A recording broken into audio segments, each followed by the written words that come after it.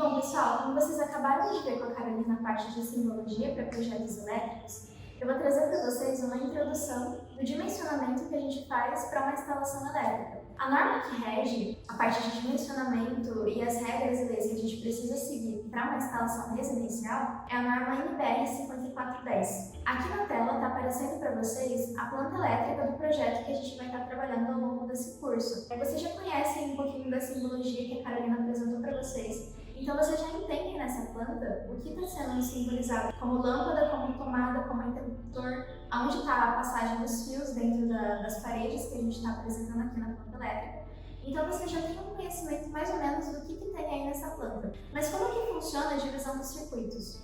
A norma 5410, ela prevê para a gente uma divisão e uma organização melhor dos circuitos, de modo que a gente tenha segurança para a pessoa que for residir no projeto elétrico que a gente estiver trabalhando. Ela prevê também a parte da conservação de energia e uma organização de modo que a manutenção do circuito seja feita de forma mais prática e menos trabalhosa. Ou seja, são várias recomendações que a gente segue na construção de um projeto elétrico que facilitam o funcionamento do circuito, a manutenção dele mais tarde e prevê segurança e comodidade para quem for residir na instalação que a gente preparar esse projeto elétrico. Lembrando que esse curso ele é básico, ele é para introdução de quem quer começar a ser ajudante de eletricista e quer entender como funciona uma instalação elétrica residencial de fato. Então a parte complexa do dimensionamento, que envolve os cálculos, a correção de fator de potência, correção dos cabos com relação à espessura, a gente não vai estar trabalhando durante esse curso. Vocês vão ser introduzidos nas práticas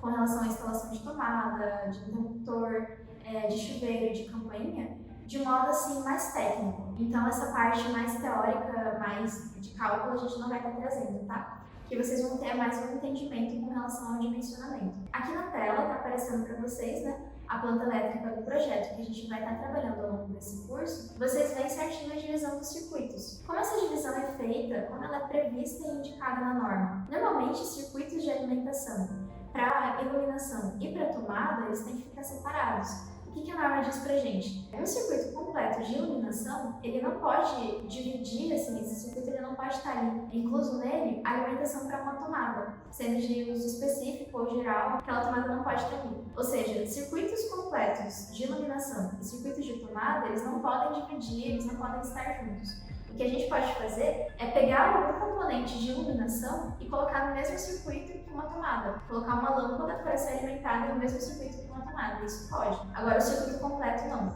Então, são especificações assim que a gente encontra na norma 5410, com relação a como a gente organiza os circuitos de fato. Como exemplo, áreas molhadas, elas têm uma especificação certa de como o circuito deve ser feito no projeto elétrico. Tomadas de uso geral têm uma especificação certa, de uso específico também. Então tudo isso vocês encontram lá na norma, ela tem bem especificada, caso vocês tenham curiosidade mesmo de saber como é que é essa organização de fato. O que a gente tem para dimensionamento de cabos? Aqui na tela está aparecendo para vocês uma tabela que vocês vão encontrar lá na norma 5410. Essa tabela ela é para a gente ter uma base com relação a como a gente vai fazer o dimensionamento dos fios. Ou seja, a espessura dos fios que a gente vai usar na instalação, ela pode ser muito maior do que a espessura que é recomendada nessa tabela, justamente porque aí a gente tem o mínimo que a gente precisa para um circuito de iluminação ou para um circuito de força. E como funciona o dimensionamento dos fios? Como a gente prevê o quanto de espessura a gente precisa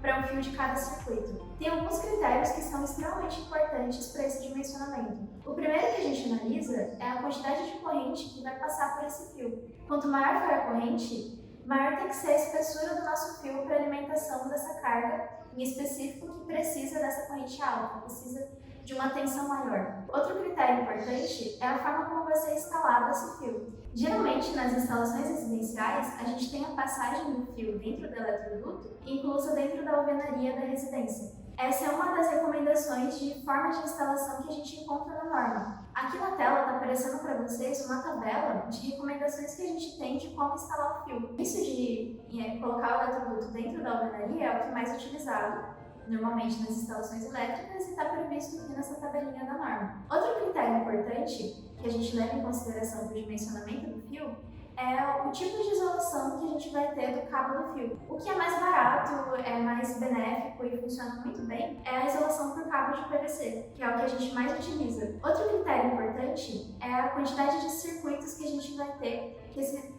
fio vai alimentar, né? Quanto maior for a quantidade desses circuitos, a gente tem uma especificação certa que a norma prevê. Aqui na tela está aparecendo para vocês uma tabela que informa a quantidade de circuitos que a gente pode ter sendo alimentados por um fio específico e a espessura. Tudo isso a gente consulta na norma, né? Então, o dimensionamento, ele é tudo baseado na norma. Outro critério importante para dimensionamento de fio é quantos fios vão passar no mesmo eletroduto.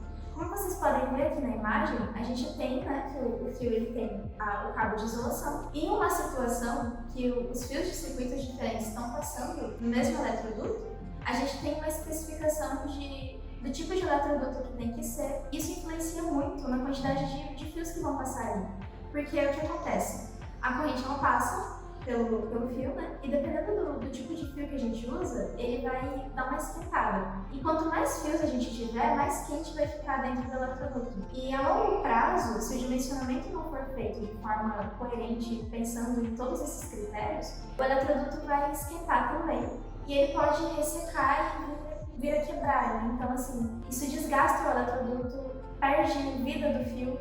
Então, o dimensionamento ele tem que ser todo pensado, levando em consideração todos esses critérios. Um muito importante que é pensado já em todos esses que eu já citei, que é para prevenir ele, é justamente a temperatura. A temperatura do ambiente ela é muito importante para dimensionamento de fio. Tanto que a gente tem algumas especificações de como o dimensionamento deve ser feito, dependendo da região que a gente estiver trabalhando no projeto elétrico. A norma NBR 5410, ela prevê todo esse dimensionamento de forma nacional, ou seja, para o Brasil todo, pensando, né, no clima de cada região. Ela faz uma média do clima geral nacional e tem essas regulamentações previstas na norma e vale para o Brasil todo. Mas, obviamente, cada região tem o seu regimento específico de acordo com o clima, né? Que algumas regiões a gente tem um clima mais frio, um clima mais quente.